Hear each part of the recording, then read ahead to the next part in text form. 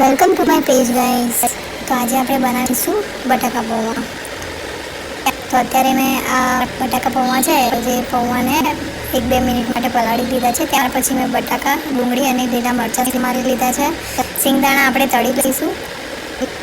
હવે આ તેલ ગરમ થવા મૂકી દીધું છે અને અહીંયા મેં સિંગદાણા તળી લીધા છે। તમે જે પ્રમાણેના જેટલા વધારે સિંગદાણા જોતા હોય તે પ્રમાણે તમે તળી શકો છો। ત્યાર પછી આપણે આ સિંગદાણાને એક અલગથી એક વાટકીમાં લઈ લઈશું।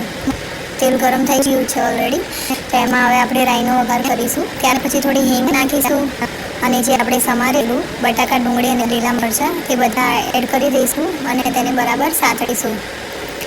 ત્યાર પછી બધા મસાલા એડ કરવાના છે। હળદર, મરચું, દાણા જીરું અને મીઠું, જે પ્રમાણેનો સ્વાદ જોઈતો હોય તે પ્રમાણે તમે મસાલા બધા એડ કરી દેવાના છે। ત્યાર પછી એને બરાબર મિક્સ કરી દેવાનું છે।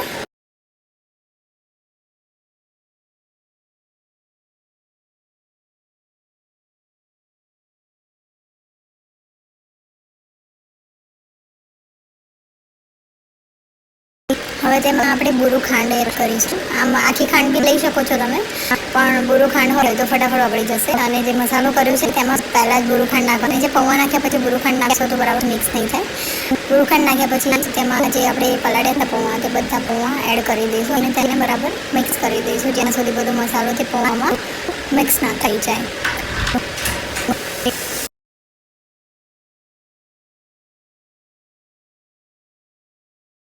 હવે તેમાં આપણે જે સ્ટાર્ટિંગમાં આપણે જે સિંગદાણા તળ્યા હતા એ આપણે એડ કરી દઈશું અને બરાબર મિક્સ કરીને છેલ્લે લીંબુનો રસ નાખવાનો છે।